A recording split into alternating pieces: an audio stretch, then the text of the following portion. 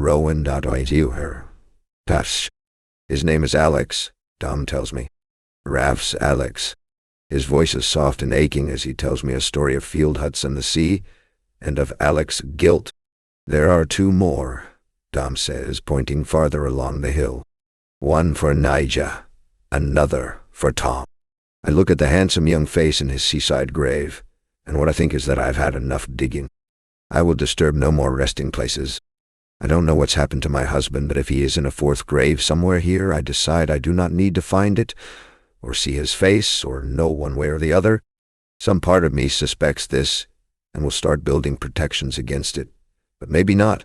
This may not be right either. And so I give up. I give over to the tide, to the story I've been told that he has left Shearwater, and that I will see him again. And someday. It is possible he has done what Alex did when presented with an impossible life, an impossible choice. It's all I have the capacity to deal with. There's just one thing I can't square. One thing stopping me from surrendering to the story. Why do you have his passport? I ask. Dom and I stare at each other. He lets out a long breath. Shit, he says. You must have been thinking something really bad. I wait. I don't have a good answer, he warns me. You won't feel comforted by it. Just tell me the truth. He left it. Bullshit. Dom rubs his face. He was struggling. I said that, right? He started talking about letting all the seeds drown. He said we should all just drown. The whole lot of us. Humans, animals, plants. Dom shakes his head. I've been trying to spare you, but I think he was having a psychotic episode. When he hopped on that ship, it was like he was fleeing for his life. He left everything. We went to clean out his room the next day, and it was like he still lived in it. How would he have got through customs without his passport? Fucked if I know. But a Navy ship's not going to turn around and sail all the way back down here just to get one idiot's documents. I'm damn sure about that. Why are they hidden under your workshop then? Why not just tell me all of this? I did tell you, but I could see you didn't believe me, and I knew if you found the passport you'd think something terrible. Why should it matter? I demand what I thought. If it wasn't true, Dom lets out a breath. It matters to me. We stare at each other. I try to read him. His face seems open, regretful. Maybe it's because I want to, but I think I do believe him. It is a gray afternoon by the time we have buried Alex once more. I tell him how sorry I am with every shovel of dirt I heap back over him. This poor boy. Dom and I make our way to the Redfield hut. I find that I don't want to sleep in the blue hut, Hank's hut, and we collapse exhausted into beds in separate rooms. I expect to sleep for days, but I can't. It is too bright, maybe, even with the blinds drawn. I think of cabins swallowed by waves. I think of a young man in that rough water down there, trying to save his brother. I think of Earth, of shovelfuls falling over that wrapped figure, and of his face. I think of the blood Alex must have spilled in the field hut, his own blood, and what it must have done to Raph to see it lit up in blue. Of Yen's eaten body in the sun. I think of the whale, of the barnacles on her body. I think of what my life will become if I ever make it off this island. Of how, by the sound of it, I will be caring for a husband with serious mental health problems. A husband who did not spend a single moment taking care of me when I lost everything. I must sleep because sometime later I am woken, and I think I have woken to someplace new. A few days after the house burned and we were still sorting through the wreckage, Liv came to help, and as she and I surveyed the wasteland before us, she said, "Maybe this could be freeing. Do you feel freed?" I looked at her in bewilderment, not sure how it was possible for someone to get something so utterly wrong. I felt the opposite. I felt a prisoner of the loss, and of the memories, and of so much time wasted. But this evening I have woken to the sensation of having shed a skin. In my sleep I have let something go. An entire life. I go into the small living area to find Dominic taking off his shirt, which is the last thing I need. Sorry. He doesn't look at me, doesn't seem embarrassed, just continues to take off his clothes. "Dirt's driving me crazy," he grunts. It's true, we are filthy from the digging, and the coarseness of it against my skin has been awful between the bedsheets. It looks good on him, though. Going for a swim, he adds, unbuckling his belt. I stare at him, stripping down to his long johns. His chest is covered in dark hair, but I can see the lines of the muscle beneath the skin, his broad chest and shoulders and strong arms. And I want to touch him with a hot kind of want. Swim. I repeat. Where? He looks at me like I'm a moron. In the ocean. I turn to peer through the window. I'm not sure what time it is, but the sun is setting slowly. The evening sky streaked orange to violet to navy. Here, that could mean anywhere from 10 p.m. to 1 a.m. in that ocean, which is so rough it drowned 2 people and sank a building. Dominic shrugs. I can't stand it. He walks for the door and the metal stairs, climbing his way barefoot down the rungs and onto the rocks. Aside from the violence of the waves, there is also the cold to contend with, and I watch him flinch as the water reaches his toes, his feet, his ankles. He glances back at me once. You coming? My feet curl over the edge of a metal rung, and below me is a drop onto slippery rocks, and before me an icy, drowning ocean. A man who is not childless or safe in any way, a man not mine. But he is wading into that freezing water, and he's shouting in pain, and he's laughing. It is uninhibited, and some part of me can perceive a threshold laid out before me. I take off my clothes, all of them. He has seen me naked anyway. He has picked over my prostrate body. What does it matter? A body seems a meaningless thing now, and I walk down to the water's edge. This water I have feared for so long. I sink into it. I am battered, and for a brief second I am filled with the terror of it, of being back underneath, and then I release it. I let the water batter me, and I survive this battering. I surge to the surface with a scream, and Dom is laughing and using a tow. Ellie's brought to wrap me up, and he's saying, "You're a mad woman, you are." Our bodies are close. The cold is sharp enough to steal air and thought. I stand almost within the sphere of his. If I look up, and he looks down, I think we might fit together, the lines of us. But we are too cold. We go inside, and the tension of it will kill me. The unfulfilled want. I don't know where to put it. It doesn't fit within me. We dry ourselves with trembling hands. My teeth chatter. The salt water stings. I watch him. Neither of us has put clothes on yet. We are huddled in towels. I try to say it, say anything, but the words fail, and I am aching. I am so needful I can't speak. He looks at me, takes me in. Then he crosses to push me against the wall. His hand goes to my jaw, tilting it to my throat. "This," he says against my mouth, and I nod. The kiss burns. He pushes my towel to the floor, and he looks at me as though he's never seen me before, and he touches me, and he is reverent. And I feel strong. I feel alive. His tongue drops lower, tasting me, and I'm already so wet I could come in seconds, but he stops and rises, leaving me ready to burst, and as I am throbbing with need, he lifts one of my legs around his hip, and he fucks me deeply, and I lose my breath, and my sight and I dissolve around him, until he is holding me up, holding me so I don't slip to the floor. Oh God, I breathe dizzy, and he kisses me again, lifting me and carrying me to a bed while our mouths are still pressed together, and then he makes love to me more slowly, letting the orgasm build again until I can feel it everywhere, every edge until I can feel it everywhere, every edge D-tip. He drops to his knees and runs his tongue from my navel to my breast, tasting the salt on my skin, and mere minutes ago I thought a body was meaningless. When he has come to, we lie together, entangled, and I taste his neck, his collar, where I have imagined tasting 1,000 times before. We sleep, I don't know for how long, but when we wake it's because our tummies are rumbling with hunger. I feel a powerful surge of guilt. I long to be able to call Hank and tell him what I've done and how I feel, but this is not something he will forgive, and so maybe the need to tell him is really a need to end us. Dom and I rise and dress, and we don't speak much except to mention the food and how we'll cook it. I brought rice and frozen curry in my pack, but only enough for one. We will share it and still be hungry, but I am always hungry on this island. We get a couple of pots going on the camp stove. We stand on opposite sides of the small kitchen, pressed as far from each other as we can be. He stirs the curry slowly, helping it defrost. "Should we not have done that?" he asks softly. I shake my head. "No, I don't think so. I'm sorry. Me too." He looks at me.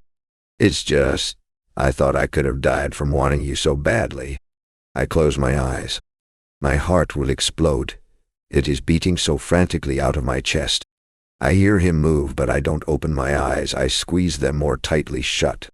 I feel his breath on the back of my neck, then his lips. A sound leaves me. He takes my clothes off, and his mouth moves down my spine, over my bum, his tongue finding me again. I turn and press him to the floor so I can straddle his lap. I hold his chin and look into his eyes, and when he tries to kiss me, I don't let him.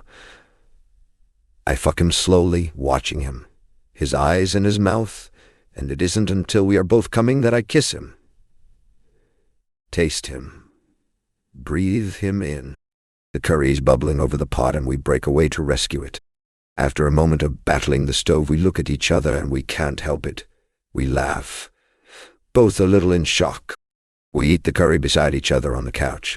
We talk. We agree we won't let it happen again, that it's best if it doesn't, but it does, several more times in the night. I feel lost within it, within a sea I have never swum. I thought I knew the texture of desire. "How will you live here if no one comes to bring you supplies?" I ask softly in bed. Did I say I planned on staying? I leave the question where it is. I don't think Don genuinely believes they will stay, but I think he is struggling enormously with the idea of leaving, and those are two different things. He sighs. He's tracing my lips with his finger. "I've had fantasies about buying a boat, so I could come and go more easily. Would you be allowed to just stay?" "No, but I'm not sure anyone would bother to stop me. And the kids, my kids stay with me," he says, absolute. "And when the sea gets too high?" He doesn't answer. Pulls his hand from me. "Dom," I say, "it's dangerous here. It's dangerous everywhere." "Right? I won't let anything happen to them. But you're asking them to have that same vigilance, and that's not fair on kids." "Rowan," he says calmly, and his tone warns of a blow. "I won't make decisions motivated by your trauma. You're not their mother." I turn away embarrassed, but he pulls me back. "Sorry," he is saying. "I didn't mean for that to hurt. I don't want them to be mine," I tell him. "They can be," and he nods, and he is kissing me, and we both pretend what I've said is true. A storm comes. Shuddering claps of thunder, streaks of lightning, crashing waves and shrieking wind, and it feels like this cabin will be taken. It feels like we are within the story he told me, and I can't believe suddenly that we are sleeping in such a hazardous place. The sky has fallen dark finally. The storm has swallowed even the band of sunlight on the horizon. Dom snores lightly beside me, but it is too cramped in this bed, and I can't make my mind stop whirling. I give up on sleep and go sit in the living room so I can watch the lightning through the window. I take the blankets from another bed and huddle beneath them. Imagine the sound of the pylons creaking, the waves smashing through the windows and into this room, filling it so quickly that I don't have time to swim for the door. How long you and Hank been together? I am startled out of my daydream. Dom doesn't sit on the couch beside me. Instead, he sinks into the armchair, wrapping a quilt around his shoulders. "Do you want to go there?" I ask him. "Think we'd better, don't you? We can leave this in the cabin when we go, can we?" "We can fucking try, I think. We have to try." "Nearly 10 years, I say." "How come you never had kids?" "We didn't want any," I reply bluntly. "And why is it that I feel this need to be defiant about it, even with him? There is unfathomable pressure on women to have babies. It is our only purpose, and when we don't, we baffle people." I take a breath, come down off the ledge. "I didn't want any. Hank did." Dom's eyes are on the streaky sky. "Because of River, do you think?" My immediate reaction is to say, no, of course not. Why should it need to be about that? But with him not looking at me, I am able to breathe instead. My eyelids fall shut and I sit with it, poke around in the dark for the truth. It is tender and aching like the wound on my hip. It's just too dangerous, and I am a coward. No, he murmurs. You're not that. I can't have children that I may not be able to keep safe. I open my eyes. Dominic nods once, accepting that. He's never forgiven me for it, I say. For not wanting them. They asked him to come to Shearwater years ago, asked him a few times, but he always said no. I think he thought he could change my mind. Then the property burned and he gave up. He was on the next ship out. It sounds bad when I say it like that, and Dom's expression agrees. I try to explain. I think he just felt like there was no use staying anymore. He didn't have anything left. He had you. I smile humorlessly. Cold comfort, I guess. Having me didn't turn out to be enough for Hank. We didn't break up, I clarify. And then you came all the way here for him, on a flimsy private boat. Dom sounds perplexed, almost angry. He asked for my help, I admit. He said he was in danger. Dominic frowns. I can see his mind working this through. Then he says, I think he was. Inside him, I think he was. Why didn't anyone help him? We tried. We gathered around. I promise we did. There was no way to call for help, and we were in over our heads, and he didn't want our help. He was furious.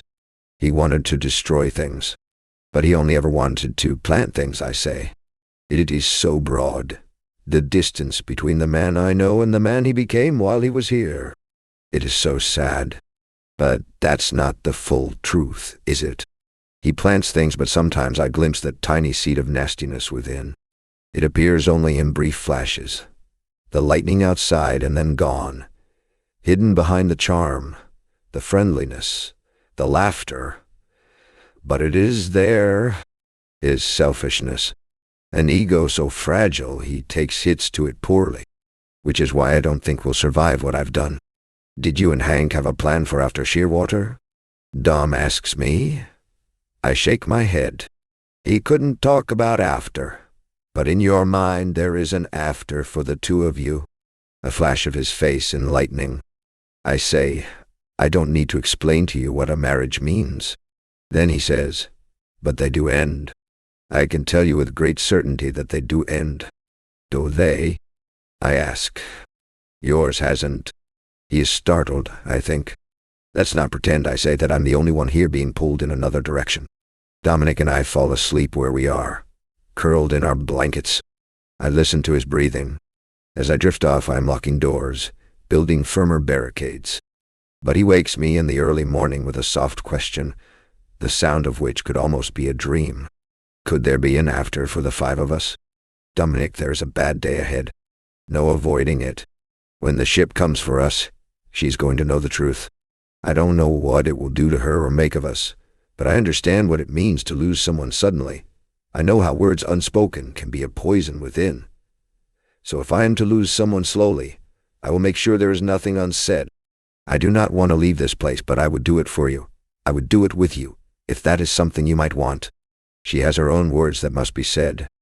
I don't want children, Dom. And I come with 3. And so that is that. I remember wondering why I could hear no crying, no morning calls for a bottle, and then seeing my son on his back in a shaft of sunlight, with the small lean bodies of my older children laid around him. I remember their fingers tickling his belly and his smile, his first smile. I remember a morning, one of many that all bleed together in my mind. The morning I rose, shattered by grief and weariness, stumbling into our living room in the city. They looked up at me with such awe, such delight. A smile, Dad. He's smiling. And I thought, this is why we survive. Dominic, before we return north, we visit the seed vault to check the temperature. It's sitting at -10, and the water from the tunnel has started seeping under the seal on the door, on top of which the concrete cancer Rowan identified has spread substantially. 4 weeks until the boat?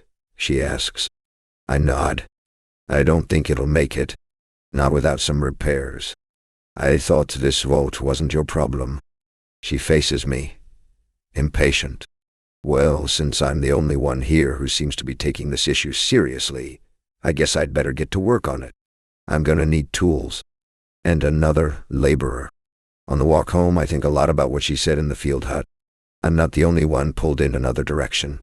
What disturbs me is not the truth of this statement, but that Rowan knows it. For the last few nights I've been telling myself that if there is a reason, she and I could never become, that reason is Hank. Honestly, I've been telling myself that since the day we replaced the roof, and she told me of her house. Then I told myself it was my kids. It was Rowan not wanting kids. Two problems beyond my power to solve. But as we walk across Shearwater, headed north to our lighthouse, I wonder if those things have simply been excuses. If they were not problems, would I be free to love her? Truly, and with all of myself? My wife moves at my side. Just the warm rustle of her. A light touch of her fingers on mine. Fen, it is only by chance that she sees. With their father having followed Rowan south, Fen has come up to the lighthouse to check on her brothers and help with the chores. It's through the laundry window that she sees them approaching together from the south. She wonders what's happened, if Rowan knows anything, and if everything will change now. She watches them for a few moments but can't decipher any clues from this silent walk. She's about to turn back to the washing when she sees them stop. They are still a short distance from the lighthouse, and in discussion about something. Are they arguing, standing like that face to face? There is no anger in their postures. Instead, there is something soft. Their outlines seem a little smudged. Fen watches, stunned, as her dad reaches for Rowan's face, his hand at her jaw, tilting it up so they are gazing at each other, and they are standing closer now, and he is speaking again. Something murmured, and Fen feels an explosion in her chest. It takes the space between heartbeats for her to identify this sensation as relief. She watches them all afternoon, but they don't look at each other or touch in the same way. And when she follows her dad up to his room, her heart already sinking with the knowing, she hears him talking to his dead wife, and all her relief sputters out. Fen knows what she has to do, to give Dom and Rowan a chance, to give them all a chance for something new. She waits until her dad is in the shower, and then she moves quickly. There will be only a few minutes now. She fills a bag with the last of her mother's belongings. More books, trinkets, jewelry, clothes, and then she bounds down the stairs to pull on her coat. "Hey," her brother says, and she whirls. Raph is in the doorway watching her. "You don't need that stuff," he says. "I know," she says. "Don't worry. Whatever you're doing, it'll make things worse," he warns. "It won't," she promises, although maybe it will at first. But she is thinking long game here. She's doing this for all of them. On the beach, she has a small campfire that she tries to keep lit. To this, she adds driftwood and the kelp she has been drying to make a bonfire. She gathers the items from her boathouse and lays them all out on the black sand, looking at each. She has a moment of uncertainty. The memories she has of her mother wearing these things are precious to her, and undoubtedly Dom has more of them, memories tied to every single thing here. And without the items, will those memories disappear? Is that what Fen wants?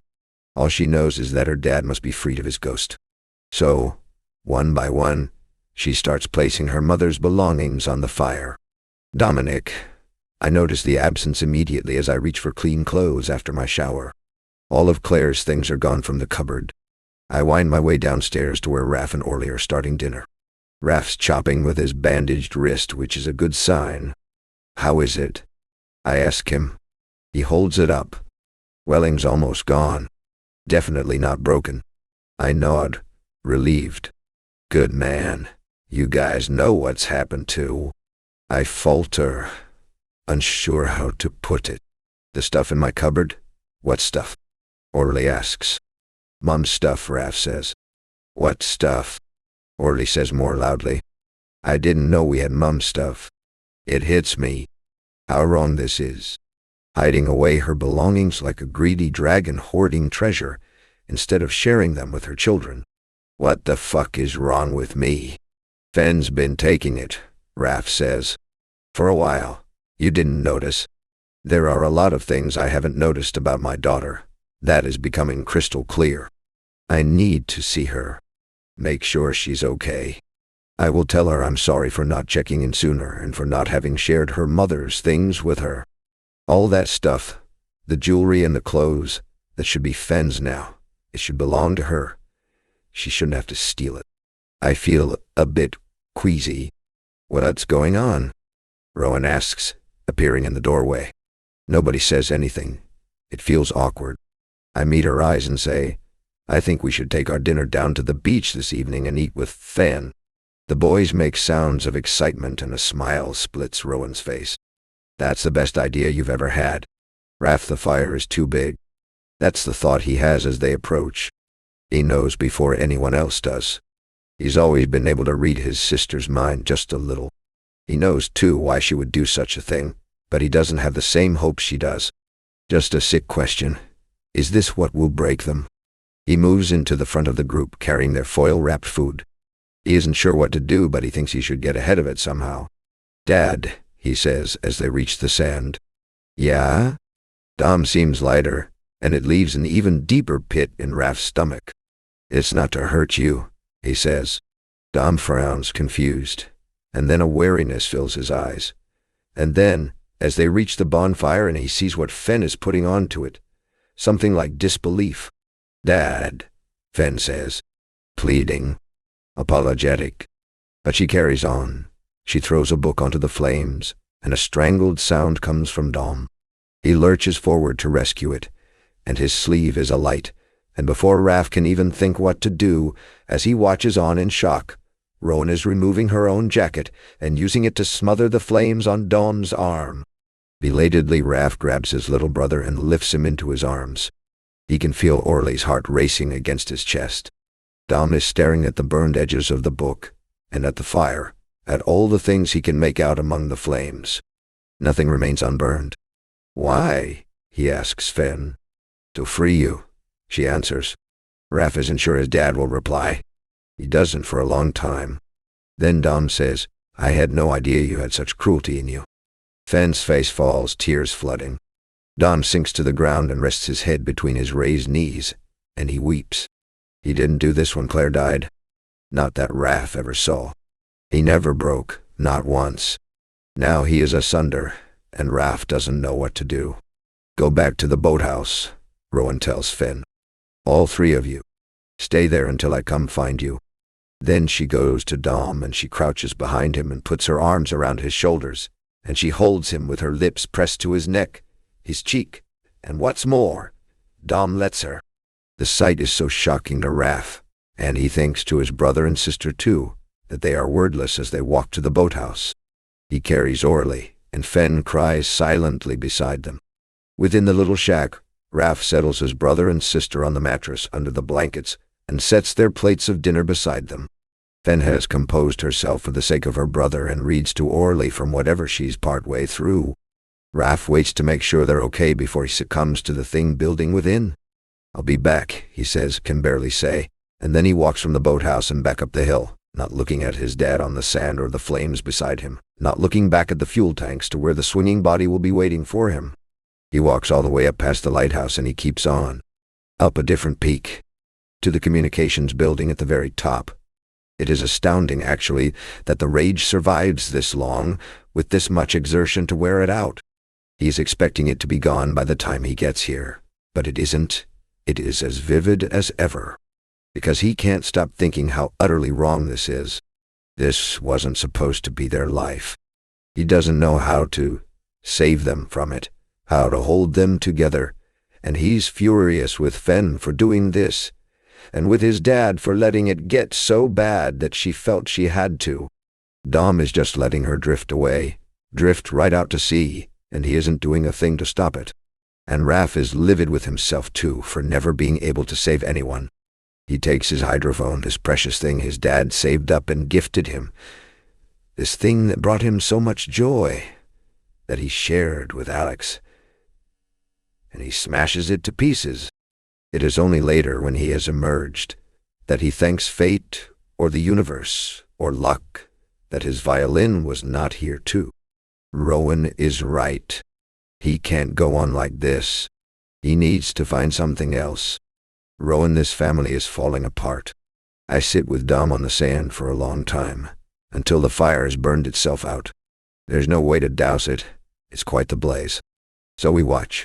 He's still holding the partially burned book. I can see enough of the cover to know that it's Jane Eyre. I take it from him gently and brush the burned edges away. Open the pages to see they're mostly intact. Claire's writing fills the margins. I think this was the best one, I murmur. She put herself into this one. It'll be enough. There was so much that she loved in there, he says, of the bonfire. I know about things burning, I tell him, and he looks at me for the first time. I know about sifting through ash to try and find anything that survived. They're just things and you don't need them, but it's okay to grieve for them. I hand him the book and he gazes at it. I'll go check on your kids and then we'll walk up home, get some sleep. In the morning we'll start work on the vault. I know him well enough to know he's going to need something to work on. Something important. There is no rust converter, so we will have to manually scrape the rust from the steel. First he uses a rotary drill with a chisel attachment to chip away all the flaking concrete. It turns out to be a huge area, much larger than it first looked, and we don't say aloud that we don't think we can patch up this problem. Instead, we silently go about trying. We set up 2 ladders with a scaffolding tray between them so Dom and I can both climb up and have the time of the job. Once the steel rods are exposed, we start scraping off the rust. It takes a few days of neck craning, arm straining work. It's not difficult, just tiring, especially dressed in the bulky cold suits. We don't talk much while we work, but the silence feels prickly and full of noise. The monotony makes way for thought, and my thoughts are out of control. Once a minute, I think of his question, his offering, and I think of my response and how blunt it was. Blunt like a sledgehammer. I think of his kids and how much I want to be around them. I think of the way he broke when his wife's belongings were gone from him. I don't know how he feels about that fire now or about me. I don't know if he is freed, as Fen intended, or more tightly bound than ever. But I know there is something different in the space between our bodies. There is heat now, and knowledge, an intimacy so blazing it is very difficult to ignore, to undo. That is what we're attempting, to pretend it never existed. Even as I imagine his hands on me and then his mouth, the weight of his body on mine. We take breaks from the vault often, though they slow us down. There's no other option. We can't let ourselves get too cold. Must always be climbing out of this freezer and warming thoroughly under blankets by a fire before we head back down. Once the rods are clean, we refill the open area with mortar and leave it to dry. While up on the ladders, we've spotted more patches of concrete cancer, so we work on these next. There is simply too much moisture in these walls, trickling down from above. The permafrost is melting fast, and permafrost is not meant to melt. This place was never prepared for it, for a thing that couldn't be conceived of. The storms grow more violent. The pump works hard to siphon out the water, but I feel like every time my feet touch the ground they are a little more submerged. We carry buckets of water each time we go, and the kids are on round-the-clock seed sorting duty. They do this with gusto, for there are just so damn many, thousands and thousands of containers that need finding and moving. It is an incredible feat, the list Hank has made. No wonder he became consumed by it. I think we need to get them out of here, I say after a week has passed. All the seeds that need saving. The kids have finished sorting the containers, but Dom's and my efforts to repair the vault have amounted to very little. The wall should hold out for a while longer, if we are lucky, until the ship comes in 3 weeks. But new cracks appear by the day and water trickles in from every angle and the temperature has reached -8 and continues to rise. They all do, Orly says, and there is an uncomfortable pause. I look at Dom. Is there anywhere dry we could put them? Gotta be dry and very cold, he says. Has the freezer on the base started flooding yet? Raph asks. Fen nods. I haven't heard her speak aloud since the bonfire. She has gone painfully silent. Dom is the same toward her. He doesn't look at her, doesn't address her. The tension between them is unbearable. And I don't think it's anger, exactly. Neither of them seems to have any kind of temper. It's just distance. I can see how this divide could grow until it swallows even the memories of their closeness. I can see how distressed it's making Raph, who looks between them constantly, too silent himself to come out and say anything that could bridge the gap. Could we move it? I ask. Move what? The freezer? To higher ground. Dom scratches his chin, looking skeptical. Dunno how we'd manage that. It's a room, not a box. What about the freezer back up in the lighthouse? It's too small, Orly points out. We'd only fit a fraction of what's here. There is silence. I look the kid in the face. We might need to make some tough choices. No, he says. Hank already have them. It can't be less. I don't know what to tell you. This place is going under fast. Then fix it, he demands. Hey, Dom says softly, and Orly bites off whatever he was about to yell at me. He turns on his heel and disappears into an aisle of seeds. The rest of us look at each other helplessly. We keep going, keep patching, keep pumping. It is, as Dom put it, pushing shit up a hill. And as we work, we are all probably thinking the same thing. Orly is the only one who knows enough about the seeds to know which to save, and this is a terrible thing to have to ask him. I tell myself he'll be all right, that he has to be, because he's a kid, and kids are resilient. But as night falls, and we all slide wearily into bed, I hear the patter of small feet, and there is a boy climbing in with me, and he tells me the story of the dinosaur trees. And I can understand why he might not, in fact, be all right. Why maybe none of us will be, because we have, all of us humans, decided what to save, and that is ourselves. Orly, there is a tree that once grew, long ago in the time of dinosaurs. Everyone thought this tree had gone extinct 2 million years ago, which means that in all human history, not a soul had ever seen this tree. It was gone like the dinosaurs. And then one spring afternoon in 1994, a park ranger was exploring the rough terrain of a national park in Australia's New South Wales. This stretch of rugged forest was mostly unexplored, and on this day he saw something no human had seen: the bright green fern-like foliage and bubbly black bark of the long-extinct dinosaur trees, the Wollemi pines. It was the greatest botanical discovery of the 20th century. They had been here secretly for 2 million years. How had they survived so long? Surely only by staying hidden from us. Everyone agreed on that. The scientists who were taken to confirm their identity were blindfolded so they'd never know the exact location of the trees, and the information couldn't spread. Only 10% of the Wollemi's seeds have a viable embryo, and most of these are eaten by cockatoos, so the researchers needed to act quickly, harvesting the seeds they could salvage, studying, preserving, and keeping them safe. The seeds can be found only at the very top of its branches, hidden within cones, and accessed by descending, harnessed from a helicopter. A kind of extreme sport, a spy mission. Extract the seeds. Save a species. Fast forward a few decades. There's a much bigger danger approaching. A fire. An inferno, destroying everything in its path, plants and animals alike. They're calling it a megafire. They're saying no fire has ever been as bad. It's burned 24 million hectares and 3 billion animals, and is headed straight for the last remnants of the dinosaur trees. Firefighters pull on their helmets and protective gear, and they descend from their choppers into the dense burning forest. They make a barrier, they take up positions, and they fight this fire with everything they have. They save one of the world's oldest and rarest plants. The Wollemi's location is never revealed to the public, even throughout this incredible mission and the worldwide joy of the rescue.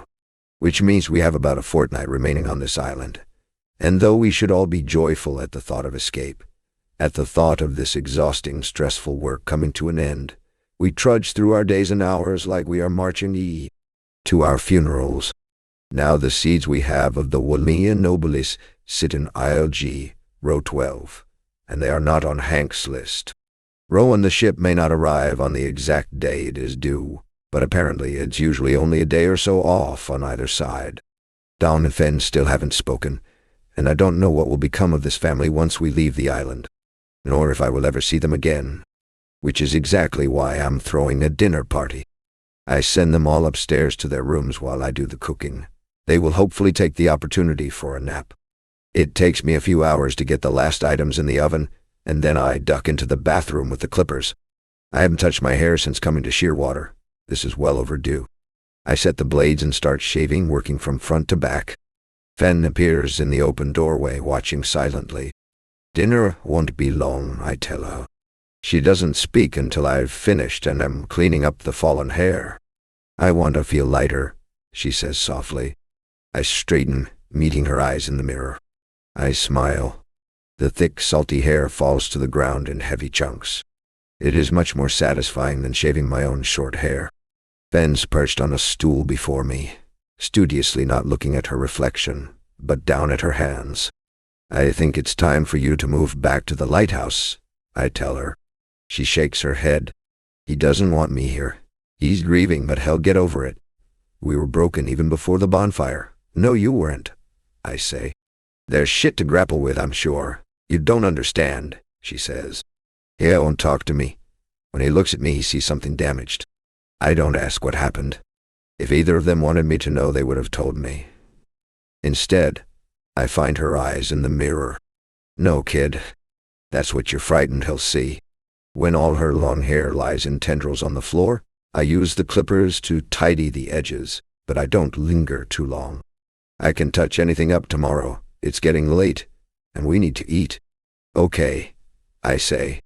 Fenn takes a breath and looks at herself. She gasps. Hands fly to cover her mouth. She looks every bit as wild as she used to. Only now she looks fierce, too. And sleek. I wait, unsure if this reaction is good or bad. But she turns and hugs me tightly. I hurry back to the kitchen to light a dozen candles. It's really late now and full dark. Okay, I call up the stairs. Dinner's ready. They all but trip over themselves coming down. Oh my God, Fenn breathes. Laid out on the kitchen table is our feast. There's a cheesecake and mud brownies, favorites in my family, both of which I have made for Liv and Jay on every birthday since we were kids. And a bottle of wine and a weird homemade lemonade I tried to make for Orly, which is basically just a soup.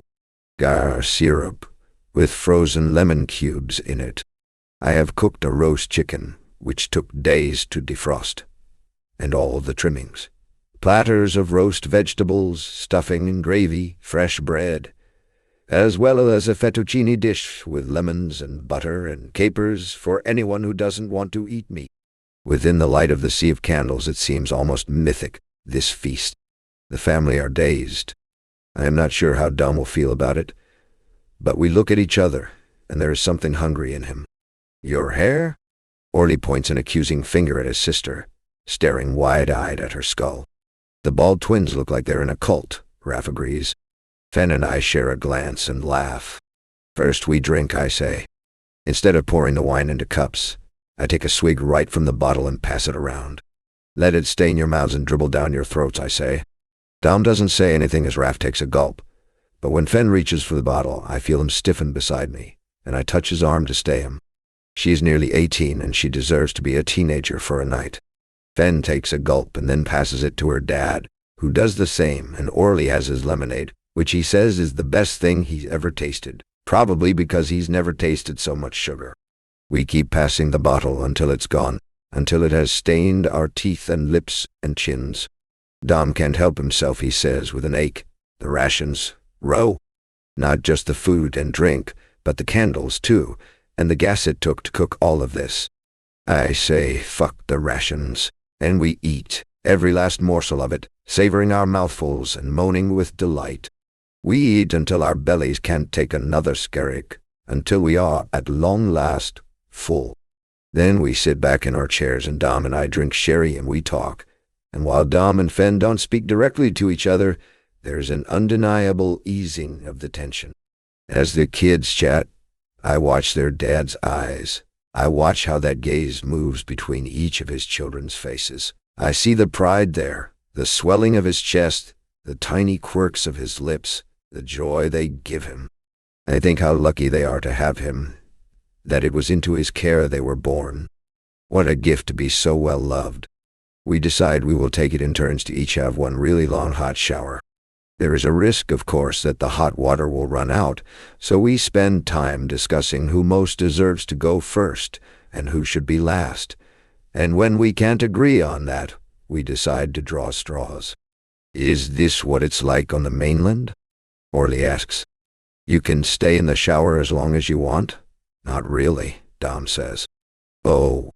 Orly looks sad. I don't know why you're complaining, I tell him. The battle it takes to get you in a bath, my God. He giggles, then turns serious. So, I was thinking about your snow gums. He's looking at me. Where you now? I murmur. I was thinking you're gonna need help to replant them. Fen nods eagerly. And to rebuild your home, Raph says. I stare at the three kids. My eyes and throat prickle. It's the openness of them and their generosity. It's the thought of them entering my other life, my real life, of meeting my sisters and their children. I feel impossibly moved by the three of them. I feel a thrill at the thought of offering this land to them, a place to keep them, to provide for them. But I am simultaneously overcome with the reality of the promises I've made, the obligations I am bound to, of setting foot on my land, which is ash now, but still mine, and so much a part of who I was. Dom is looking into his glass. He says nothing, maybe wishing as I do that things could be so simple. We don't clean up straight away, which is tantamount to a crime in this household. We leave the mess, leave carnage behind us, and I hand Raph his violin. He looks hesitant, but I say something to call the ghosts, and he understands and nods. I guide them all outside, into the windy night. It is dark still, but the nights here so short that the early morning light is already starting to creep its way in. It's cold, Orly shouts. Then you'd better dance, I say. And we do.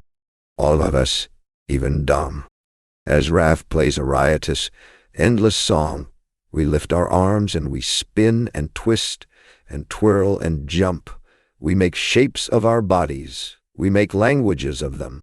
I see a moment to make my heart falter, in which father and daughter stumble face to face and look at each other. I see them each trying to decide what to do, how to move through this moment, and then I see Dom reach for his daughter's hand, and spin her. I see him dip her low, and I see her laugh. I see Orly on Dom's shoulders, his hands lifted to the stars, giving great whoops of excitement as his dad runs in wide arcs. I see Raph stamping his feet as he plays with abandon, and Fen making him laugh so hard the music skips, but only for a beat. I close my eyes, drinking it all in, knowing it is a place in time that I will never forget. The world is dangerous and we will not survive it. But there is this, impermanent as it may be. I am certain I'm not the only one who feels the presences on the wind. All the hungry ghosts of Shearwater Island come to dance with us on the hill. Mine are the blood of me, and the oxygen in that blood, the airflow and the neurons firing and the stretch and release of muscles and limbs. They are the foundations that make up my skeleton, all the collagen and calcium upon which I stand and fall, upon which I stand and fall, and the pulse and the flow, and the beat. Dominic, to live for your children seems a normal thing, a respectable one. To live because of your children is something else. But I think maybe this is too much for them to be. The breath of a man, the life of him. I think it is too heavy a thing for children to carry. We dance on the hill and I watch them, and I think that I have been holding them hostage. So we will leave this place and I will let them go. I will let them become, not Orly yet, but one day. And for the first time I realize that this will not lessen the profundity or fervency of how I love them. It will not mean I stop protecting them, would not lay down my life for them, will not be there every second that they need me. It just means that I can't let them worry about me anymore, whatever that takes. I look at the woman who has made all of this clear to me, who has given us this gift. She is so beautiful in the glow of the rising sun, as she tilts her head back to laugh with my children.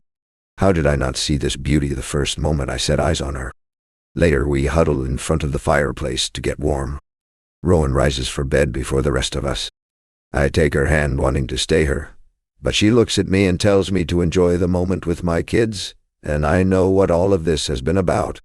She has done this for us. When it is just me and my children, Fen moves to sit beside me. I feel no hurt or betrayal. All of that has trickled out of me. Instead, I see now as how terrible it must have been for her to do such a thing, to think she had to do it for me. I reach out and run my hand over her short, spiky hair. In her eyes is a question. Impossible to tell from the seals now, I say, and she smiles. Fen takes something out of her pocket. I save these. In her hand are Claire's 3 wedding rings. The first engagement band I saved up for in our early 20s, the wedding band, and the ring I got her on our 10th anniversary, not long before she died. An immense wave of emotion rises up in me at the sight of them.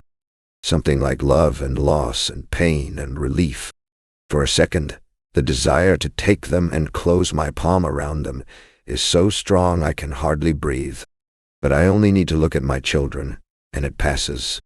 Those are yours, I say. One for each of you. That's what she'd want. Rowan morning is bad. We have barely slept. I knew we would be punished for this, and we are. We are a chorus of moans and groans as we drag ourselves up to start another day. It's been raining on and off, but any larger storms have not yet reached us. Nobody talks much as we travel down the coast and then splash our way through the tunnel to the vault. But it is a different kind of silence than the depressed trudging we have taken to lately. This is a silence that holds purpose. A great crack has opened in the concrete of the back wall, and water is gushing from the schism. The decision is made for us. There will be no more futile patching, no more scrambling to remove water. We are surrendering this vault to the sea, and we are going to save as many packets of seeds as we can by ferrying them up to our lighthouse freezer. And maybe there are too many, and maybe there isn't enough time, but we will just keep going. We will run for every second of the time we have left. We speed like mad up the coast of Shearwater to our beach, where we pile the first load onto a pallet. The pallet is attached to the back of the quad bike, and then dragged up to the lighthouse freezer. And then we run back down the hill for another load. It is grueling, and the rain is harder and more lashing than we'd like, but we keep on. Vault floor is underwater, the empty bottom shelf submerged. The pump does next to nothing. The crack gushes. I have felt this kind of frenzied focus before. The end of all that effort came to nothing. No matter how hard I tried, I couldn't save my home. We were forced to flee. Hank forced me to flee. And I saw in my effort, and Hank's lack of effort, a simple truth I did not want to acknowledge. He did not love our home like I loved it, not even the garden we grew together. He did not love it like it was his body back up on the hill, burning. We went to sleep that night on the ground of a crowded evacuation point, a showground filled with displaced people. We lay under a sky of falling ash, drifting and dreamy like snow. I imagined it falling to cover my body, to embalm me. But tonight sleep comes easily, knowing the people around me care the same way I do. They care more. They are willing to fight. The next morning there is a throng of seabirds not far off the coastline. They dive and squawk and wheel through the air. There will be a big school of fish out there, Raph tells me. He and I are in the front Zodiac, returning from the vault with our first load for the day. Fen is in the boat behind us, and following up at the rear are Dominic and Orly and the Frog. The rain has paused, but the charcoal sky remains full and poised. I hear a clap of thunder off in the distance. Huge waves look white on the horizon. There's rips all through here, Raph tells me as he steers out of them. Sea's not happy today. The birds don't seem it either. There is something tense about the sound of them, though they should be joyful at such a buffet. I can see the school shimmering at the surface of the water, a broiling pot. And then for the second time in a short span, Raph and I round the rocks of the headland and come in toward our beach, and we see our 2 humpbacks. Only this time it's not their tails arching gracefully out of the water or the sprays of their blowholes. It's their bodies on the black sand. Raph lets go of the throttle and the boat comes to a stop, lifted by the waves. He has gone bone white. What are you doing? I ask over the crash of surf. They're dead. Maybe not. Even if they're not, we can't refloat them. Let's at least investigate, I say, though I know he's right. He steers the Zodiac onto the shore. The rest of his family has seen the whales now. They're nearing the sand, too. I don't wait for them, but run to the mother whale. She doesn't seem as big as she did when she was falling on top of me. Nonetheless, she is a very large creature. The curve of her back is about as high as my head, her length many times mine. I can't tell if she's alive. There is no breathing happening, no movement. Raph goes to her closed eye, which is as big as a grapefruit. He very gently touches the eyelid, and it opens. We both gasp. The whale's eye swivels to us. "It's okay," I say, needing to comfort her. A burst of air leaves her blowhole. "Pull something over your nose and mouth," Raph tells me. They carry heaps of bacteria.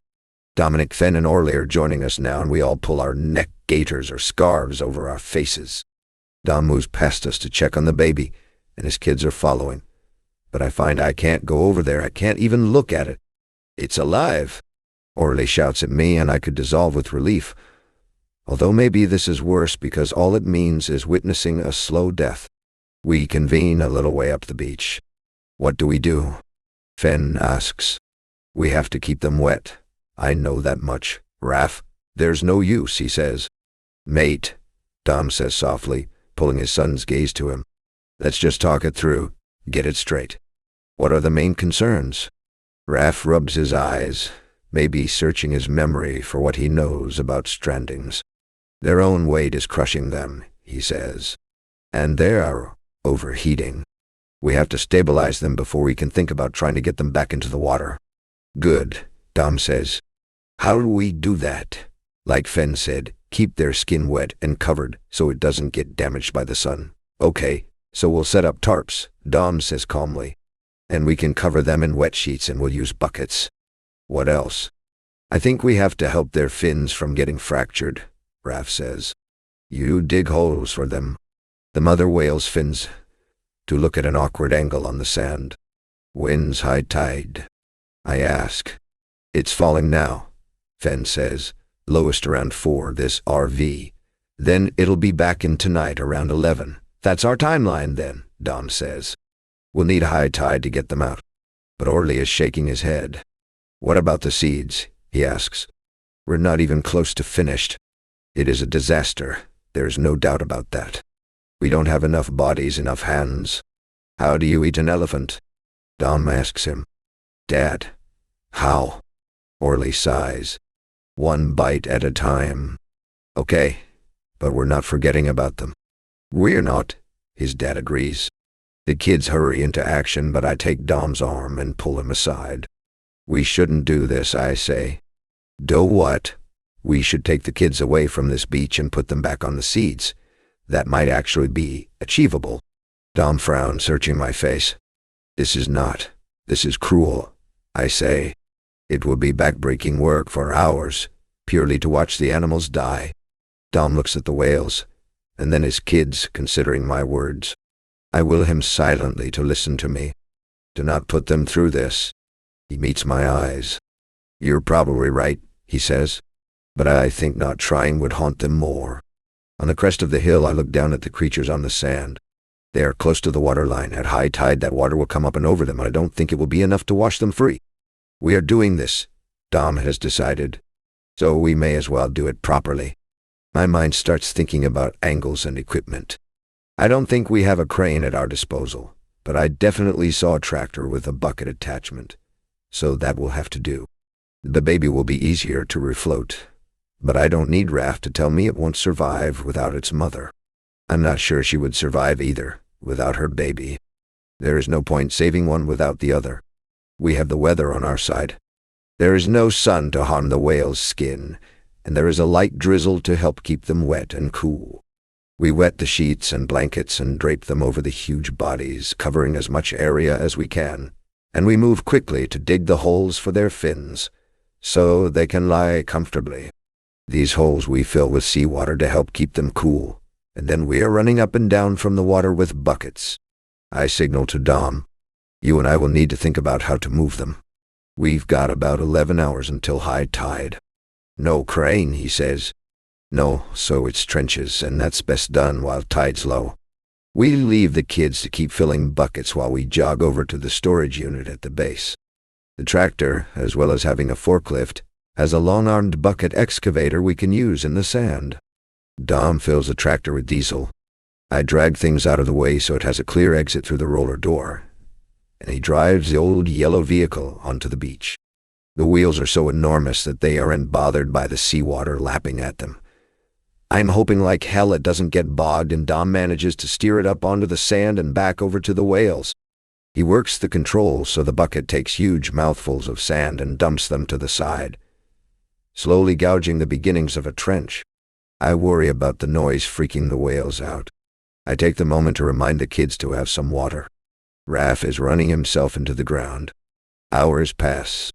Fen, who has taken to timing the whales' breaths, says their breathing has slowed and become more regular. Hopefully this means they are less stressed. On a 5-minute break somewhere in the afternoon, I move so I can see the mother's right eye, trained always to rest on her calf where it lies beside her. I look at this whale's skin, all the scratches and barnacles I can recall so clearly in my mind. I place a flat hand on her body, and I try to feel the beat of her heart. I washed up on this beach, I tell her softly. My body was brought here by the sea and lived. Yours will too.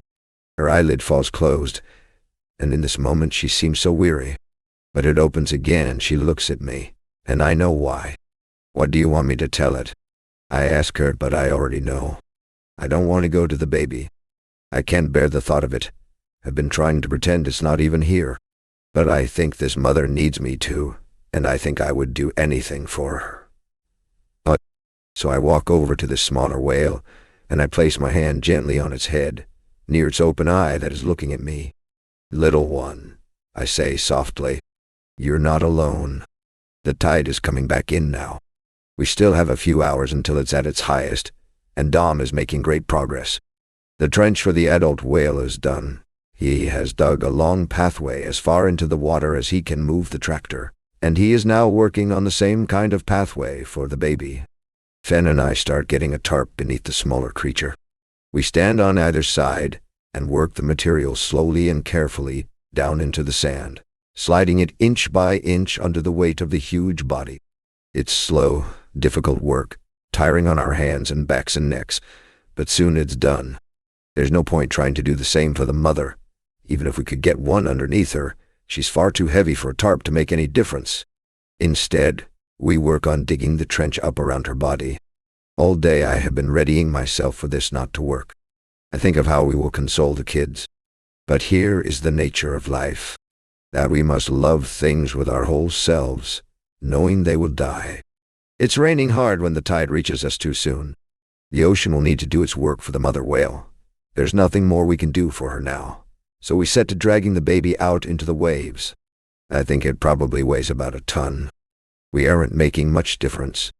Too few bodies, one of them a child. Though he is straining as hard as the rest of us, using everything he has. I can see tears streaming down Raph's cheeks, and I don't know if it's the effort or the knowledge that this won't work. The baby isn't moving, but we keep pulling, all of us. I have spent many years working my body hard, but I've never asked it for this much. I've never demanded anything of the sort. And I think we will all at least know we left nothing behind. We gave it everything. We tried for them. As we pull and pull and pull, with waves smashing into us and Dom pulling the greatest load of all, I start to feel a little give. As the water flows over the smaller body, as it sucks powerfully back out and we drag in time with it, the tarp moves. Water gets in under it, and with every wave the baby whale is lifted a touch more, is inched farther out, until finally the water is deep enough that the creature can float. We see its fins lift. We see its small knobby dorsal. We see its body move from side to side, finding its balance. And then we see it start to swim, and we are all of us cheering, our throats raw, our bodies spent. As one we turn to the mother who has not moved. Rowan, my mother, and I have not spoken much in the time we've spent here on our couches. We haven't spoken much in many years, really. But today I am determined to cover a little ground with her, to make sense of some things, because it is clear to me that she does not have a lot of time. We all love the boat. Yeah, I know, but what made you choose it in the first place? Maybe I'm expecting some story of wanting a life of adventure, but she says, irritated, a flood destroyed our home, and we didn't have a cent between us or any W. Here to go. I stare at her. I don't make the mistake of pausing the film she's put on. I just talk over the top of it. Why did we live on the boat? I ask. She doesn't look at me. What? Why did you want to live on a boat with 4 little kids? What do you mean? I have never in my life heard her speak of such a thing. I can't wrap my head around it, and my first instinct is mistrust, but there is no reason for her to lie. My mind darts back, touching upon memories, trying to reshape them. What had my parents gone through? And why was it a secret? Why was I responsible enough to look after my brother and sisters, but not to know the reason I had to work so hard to keep them safe? Why didn't you tell us that? I ask. We spared you from it. You were little. Okay, I say, keeping my voice level. Then did it not seem irresponsible to leave babies alone on a boat? We didn't leave him alone, she says. He was with you. I was 13. And watching 3 kids. That's right. I stare at her. The cancer has stolen any youth from her face. It has made her ancient and barely recognizable. I can't remember what she looked like before this. There is a hot thing growing in my abdomen, in the middle of me. It is expanding and making it hard to breathe. I think I was going to reach for forgiveness here at the end. I won't get it. I can see now. She hates me for losing River. Will blame me until her last breath. If I want sense from what happened, I will need to make it myself. I've been so angry with you for putting me in that position, I tell her. My voice breaks. Why did you have kids if you weren't going to bother keeping them safe? She says nothing. She's just watching her movie. Mum passes away not long after this. It feels protracted and agonizing, but in reality, it is not so long. Liv and Jay come so that I'm not alone when it happens, though they haven't been here for the last months of deterioration. In the 10 years since River, Mum has not made herself easy to love. They barely know her. I am more of a mother to them. Dad doesn't come back to say goodbye. His means of survival was to get away, get as far away as possible, and pretend none of it, and none of us, ever existed. To be honest, I understand that. He cut himself free so he would not be dragged under. With 3 of Mom's 4 children sitting around her bed as she takes her last breaths, I let go of blame. It was not my fault River died, and it was not my mom's. I thought she chose that boat and that life of danger, but really the flood chose it for her. It was this crumbling world, and there will be more floods, more children swept under, but they will not be my children. I am so sure. I am thinking of words to make sense of this, to offer some comfort. I knew this ending. I have known it all along, and we should have walked away at the start. And then, the pathways we have carved begin to work. I watch in stunned disbelief. The sea is wild and powerful, and it is not done with her. It is hungry to have her back. It surges. This is what saves the whale, this impossibly high tide. We watch as her massive body is dragged back out along with half the sand of the beach. We see her float, tilt, and then swim. She swims straight for her baby who is waiting for her. Mother and calf come together, slide over and around each other. We can hear their calls, see their fins lift. It's dark. They are gone quickly, their skin as inky as the water world embracing them. But I can't move. I can't leave this as easily as they can. I watch where they disappeared for a long time. It doesn't make sense that they should have lived. An impossibility to shake some foundation of me. Something I have learned to rely on. I see Dom holding his children.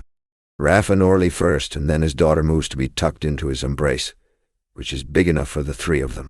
He sees me watching and moves a hand, gesturing for me to come.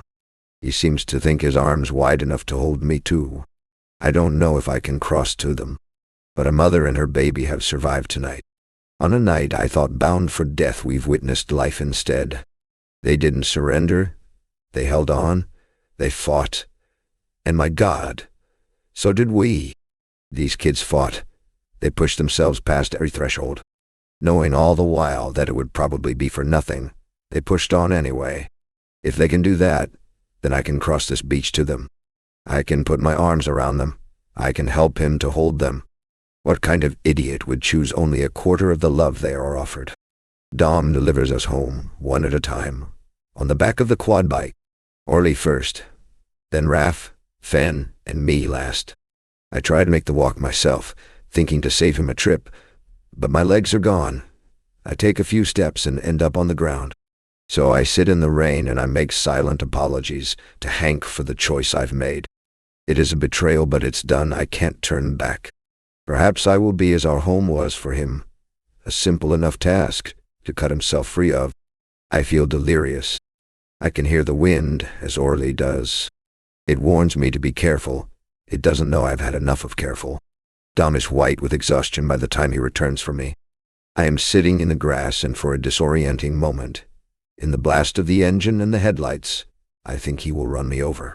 I see my body collided with, dragged along. But he stops. In the dark, on the ground, in the grass. I say, before I came here, I didn't care about anything. I didn't want anything. It's really desolate, not wanting anything. Dom meets my eyes. His expression, it could kill me. Now, I say, what I want is for your beach house to have a workshop that's big enough for both of us and all our tools. I'm not the only one with a choice to make, and I don't know what his will be. But he smiles, and I've never seen this smile before. You'd hate being near the ocean, he says. In a place that could wash away. I'll go anywhere with you, I tell him simply. And I you, he murmurs. And we are kissing, and I feel it again, that sense of time folding over on itself, of 1,000 lifetimes spent together. If it is our bodies that should one day be washed up on shore, then I hope they will do so together. He helps me onto the quad behind him. I snake my arms around his middle, rest my head on his back. The blood rushes in my ears and every bump hurts my teeth. At the lighthouse, we are too tired to climb any steps, so we both sink onto the floor of the living room, beside the fire that has burned down to coals, but is still warm. There are no pillows or blankets, but our fingers are touching as we slip out of consciousness, deranged with exhaustion. Good night, darling, I hear him murmur. Love you. But something about the ring of it makes me unsure if he is talking to me or his dead wife. Wake up. Wake up. I drag my eyes open. The world is blurry and spinning. There's a face over mine. I adore this face, but I would very much like it to stop talking. Come on, Orly is saying. Hurry up, we have to go back for more seeds. Oh my God, I managed to utter. Couldn't I just die instead? No, get up, come on. He turns to his dad, who has flung an arm over his eyes in protest. Dad, you promised, get up. Dom groans. Teddy, please. What time is it? It's 7:30. I've let you sleep in. Wow, thanks, I mutter. I get myself upright, stumble to the kitchen for coffee. Fen is already there, making a pot. She looks about as bad as I feel, pale and very slow-moving. Raph's had a bad night, she tells her dad, who disappears to check on his son. Orly, Fen, and I eat toast with jam and honey because we are all desperate for the sugar hit. When Dom gets back, he looks worried. His arm swelled up. I think he's sprained it again. He's gonna stay here and rest. Oh no, Orly moans, more I think for being a man down on our mission than out of concern for his brother. We get back to it. Everything is terrible, but I look at Dom and feel woozy with love. I'm limerent. I look at his kids, and for the first time in a long while I see a future. As we carry our containers out through the chamber doors and into the long tunnel, though, I hear a faint echoing scream in my ears and a chill moves down my spine. I look ahead to see if Orly heard, but he's facing forward and I can't tell. It's as if the island is reminding me not to forget for a single moment that this is a place of death. When we return for the next load, I catch sight of Orly talking to himself.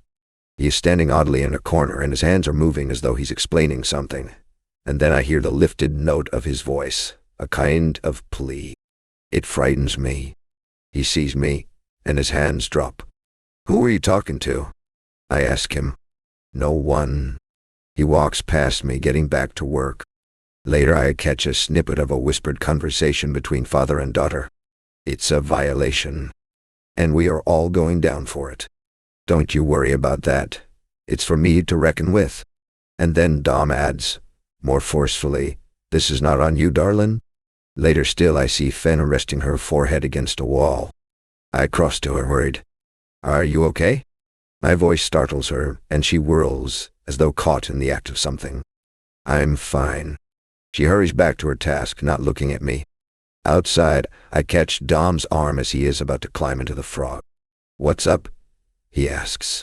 "Is something going on?" "With what?" "I don't know." He searches my face. I don't know how to explain the unease or what to ask him. All I know is that it's starting to feel distinctly like they are keeping something from me again. I wake in the night with words playing over in my head and a racing heart. Dom is wrapped around me, his mouth pressed to the line of my collarbone, my hand in his hair, his words in my ear. We tried. We gathered around. I promise we did. But there was no way to call for help, and we were in over our heads, and he didn't want our help. I stare at the ceiling. There's no way to call for help. I sit up. "You okay?" he mumbles. "Toilet," I say, and stumble for the door. My feet are very cold on the stone steps as I move down to the bathroom and lock the door behind me. Why didn't I get socks? I sit on the closed lid of the toilet. I don't look in the mirror. I close my eyes and I will my slow, dumb fucking mind to do some proper work. Dominic told me when I first got here that the communications had all been sabotaged by someone right before leaving with the other researchers on the ship. He told me Hank left on this boat, distressed enough to forget his passport. Okay. He then told me a story about 3 scientists who did not in fact leave on that boat, but stayed behind to help sort seeds, and who then all died. Because there was no way to contact the mainland, all 3 have been buried on the island. Firstly, why would Hank not have stayed on as part of this exercise? To finish his own work? Maybe because he was unwell. That stands to reason. But then, Dominic said there was no way to call for help. Which means that when Hank was here, losing his mind, the comms had already been sabotaged. Which means if I have this timeline smoothed out correctly in my head, Hank couldn't have left on the ship with the majority of the researchers. It means he did stay on with Nija, Tom, and Alex. Somebody broke the radios and then several people died, and Dom is lying to me about it. I climb the stairs to the boys' room and creep in quietly. I sit on the side of Raph's bed and gently touch his shoulder. His eyes open and he looks at me, without any other movement. "How did Alex die?" I ask him.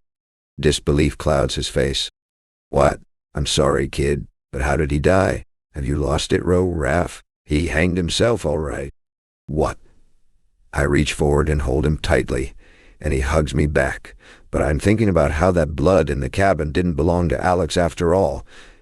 It belonged to someone else. I keep my eyes glued to them. They're acting sketchy. Something has them spooked. Orly keeps going to stand in that same corner. Ben is anxious. She argues with her dad, and they're being careful not to let me overhear. I notice what I should have seen weeks ago. That often, when we have carried our last containers out through the tunnel and are loading them onto the boats, Dominic goes back to do a last check of the temperature. I've never once questioned it, but today I think it is weird.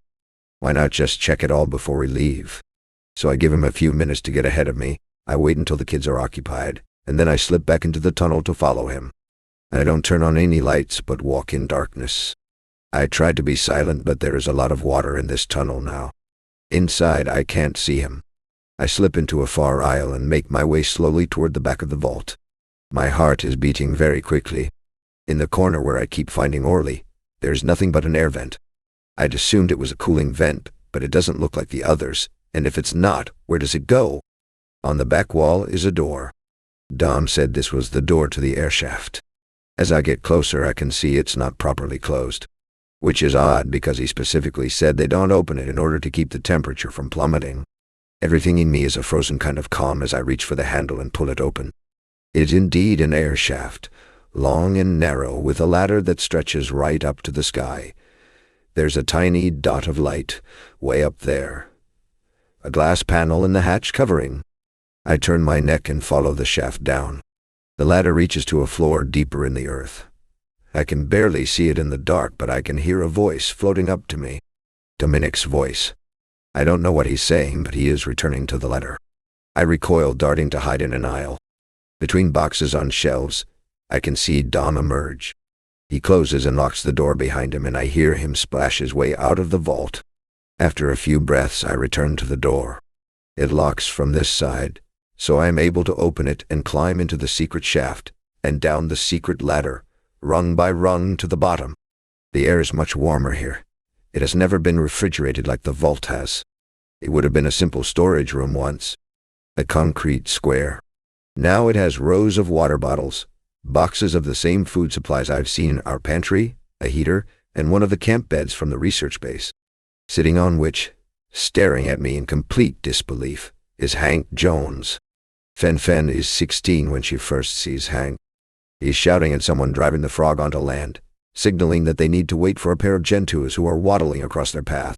He is the new team leader of the base, here to spend a few weeks in handover with Carol. Fen is sad to see Carol go.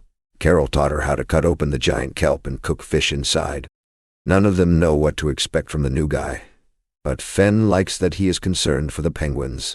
Fen and her brothers head down the hill to meet Hank the next time he's going south to the vault, and as they speed along in the Zodiac, he tells them in his New York accent, so he says she wouldn't have a clue, about the seeds he has been tasked to look after. She doesn't have anything to do with Hank until a few months later.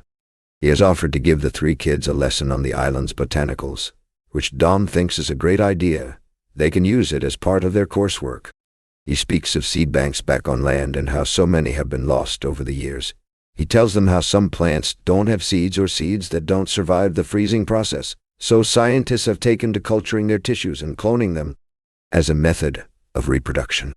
He says his favorite seeds are from a type of orchid, and then he shows them these seeds, which are so small they are practically invisible, and says that the only way to collect them is to let them fall onto a type of fungus and collect this instead. He explains about the importance of the vault. He talks about the dangers in the world that may give these seeds value. He says that some have already been used. He talks of biodiversity and the interconnectedness of all living things. Fen is aware, after a few lessons like this, that she is developing a crush on him. She has been raised by a man so reticent, his silences can last days. So all of Hank's talking, all of these conversations, they are a revelation to her. It is actually possible to know what someone is thinking. It is actually possible for them to tell you. It makes her feel grown up to know someone like this. He's smart and passionate, and he's funny too. Plus there aren't many choices on this island for people to fantasize about, and the fantasies come without her permission anyway. One day he is just an adult she doesn't know, like any other. The next he is filling her thoughts. Time passes and Fen enjoys these fantasies. They give her something to do. She would be bored without them. Never, in any of her wildest imaginings, does she think anything will happen between them.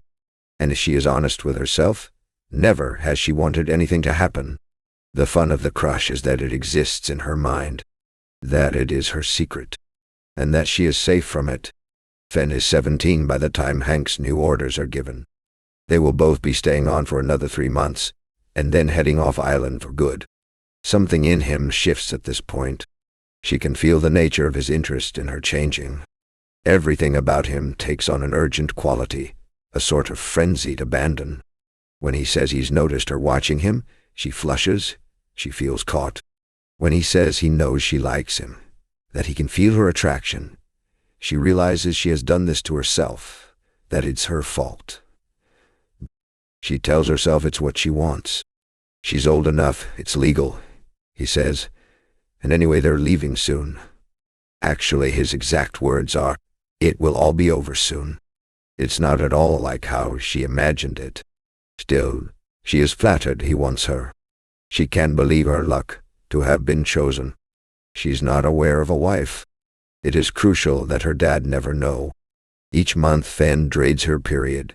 She marks its impending arrival on the calendar, so she can be prepared for the pain of it, which means she is aware of this day passing her by.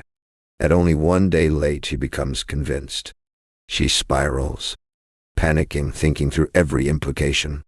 The worst part of this is that her dad will have to be told, because he will need to take her off island so she can get an abortion. Fen spends a couple of hours wallowing in the misery of it, in the fear of what will happen to her body if she doesn't get this dealt with immediately. There is an immense urgency in her, and deeper, a sadness that could swallow her whole if she allows it to. What if? Could she keep it? Children shouldn't have children. She has no mum to show her how to do it. But she has the best dad in the world, and she has pretty much raised a baby already herself. Her family would help her. She knows they would. But Fen doesn't think the question is whether she'd be capable, but whether it's what she wants, if it's what she's ready for, and it's not yet. One day, but not this day, and not with this man. As the hours pass, she pulls herself together. She is very good at calm. She comes up with a plan. Hank will help her, he has to. He loves her. When Fen arrives at the vault to tell him, he seems weird. He's been pretty weird for weeks now, but today he is opening containers and pulling out seed packets and dumping them in a pile on the floor. All his meticulous categorizing out the window. Where are the others? Tom and Nija and Alex? Why aren't they stopping him from doing whatever this is? What are you doing? She asks. He doesn't look at her, just carries on with his work. It's the end of it all. What is? They don't get to tell me to drown half. That is not something any bureaucracy gets to decide on. So then don't, Fen says. Just tell them you won't do it. If I refuse, they'll send someone else down here. Okay, so what? Don't worry about it, kid. He's enraged, she realizes. This is not a good time to tell him what she suspects. But he turns to her and levels that look on her, and it seems to say, "Why have you bothered me?" And she gets flustered, wanting something important to justify her presence here. So she blurts it out. "I think I'm pregnant." At first he doesn't react. Hank is calm as he leads her out of the vault. They walk in silence to the Bluefield hut. "Where are the others?" he asks. "Up at the base." Her stomach sinks. Something feels so off. He's not looking at her. He is watching the ocean. "You know what's hilarious?" he asks. My wife was right. It takes a moment for that word to sink in. Wife. And now she can hardly concentrate on what he's saying. I've always wanted children, but she kept saying it was wrong. Bad for the world. Bad for the kids. I thought it was just an excuse, but she was so fucking right. This world is a dumpster fire. Fen is dissolving. He has a wife. This is bad. This is way worse than she realized. She is a party to something cruel. I figured out how to solve the problem. Hank rambles on. He's always rambling on. How has she abided this? You know Orly's wind voices? He asks her. I thought he was really screwed up. Hank laughs bitterly. I was the one who didn't have a clue. This place is full of them. Of who? Of the dead. She's staring at him and her skin is crawling. He's always joked about how stupid her superstition is. I think this is where things come to die. Hank says, I'm gonna walk home. I'll see you later. Fen.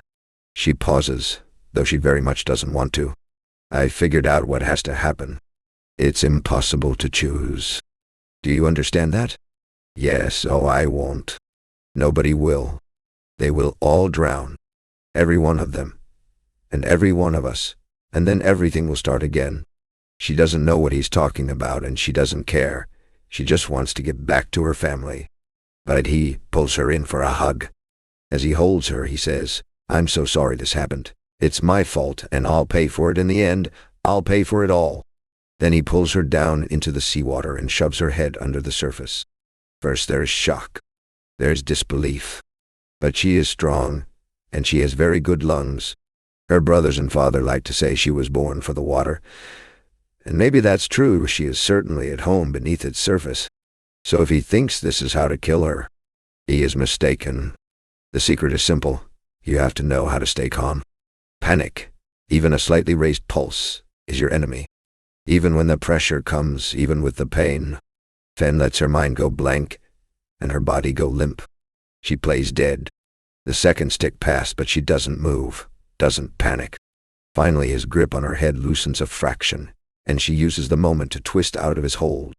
Instead of surging up beside him, she kicks out underwater, swimming as far into the sea as she can. She is not frightened of the burn in her lungs. She knows it well because she is always pushing to its edge, always wanting just that little longer beneath. Even so, she's all too human. Her head bobs out of the water like one of the seals. She sees him in the shallows, waves crashing against his knees. Fen! he shouts. He won't come after her, not while she's in the ocean. He's got no chance of outswimming her. And anyway, there are people running down the hill toward them. It's Raph and Alex.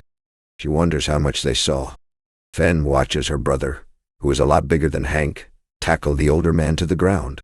Together, he and Alex drag Hank into the field hut. She watches that door. She isn't coming out of the sea until she knows it's safe. Alex returns and waves her in, but she doesn't move. She treads water, watching him. He comes down to the shoreline and shouts to her. Are you okay? She says nothing. Your dad's on his way, okay? He calls. And Raph's watching Hank. You can come out. But she can't. She won't. She starts to shiver, her teeth chattering. She will have to move soon. She doesn't have her wetsuit. She might be in shock. Then, baby, Alex calls. Please come out. It's too cold. In the end, it's Raph who wades into the water and pulls her bodily to shore. Why did he do that to you? He is asking. Why was he doing that, Fen? But she can't talk.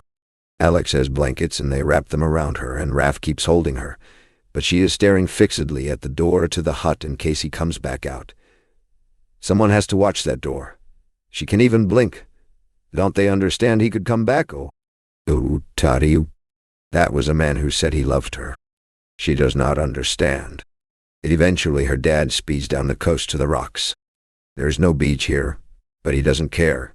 He turns off the Zodiac and jumps into the water, climbing to where they sit. What's going on? He asks, and he is looking at her, and it feels like he is seeing everything. She is so ashamed. Hank was trying to drown her, Raph says, and he sounds bewildered. He sounds like he too is in shock. Dominic looks at her, but still she can't talk. Her jaw is locked, and she can't take her eyes from the door. We were coming down the hill and they were talking by the water, Alex is explaining, and we saw them hug, and then he was just, I don't know, holding her head underwater. It is so bizarre, so unbelievable, that they all stare at each other. She watches her father go into that field hut, and she knows something bad is about to happen. But what she discovers is that she hates Hank with purity and completeness, and she is grateful for her dad's size and his fists, which she has never understood until now. When Fen nods, confirming it, something falls over Dominic, a cold mechanical kind of certainty that is utterly unlike the ranting anger Hank displayed. No, this is something other, and Fen should be terrified, but instead she is glad. She knows what the fists are for now. She knows why someone might need to punch a bag over and over. She is able to look away from the door at last.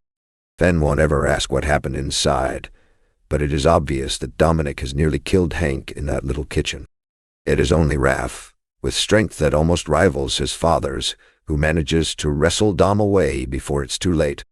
Tom, Alex, and Raph get Hank to the hospital on the base. Naya will treat him. Dom takes Fen home to the lighthouse, where they sit at the kitchen table and talk.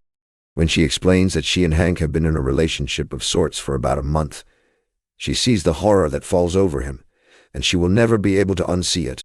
She knows exactly what he perceives her as now. Damaged. Broken. He asks, has he ever forced you? No. Has he ever hurt you? Before this? No. He's not himself, she tells him. He wants to drown all the seeds, so that no one can ever make the choice. I saw it in his eyes. He won't stop until he's drowned them all. She gets her period 2 days later.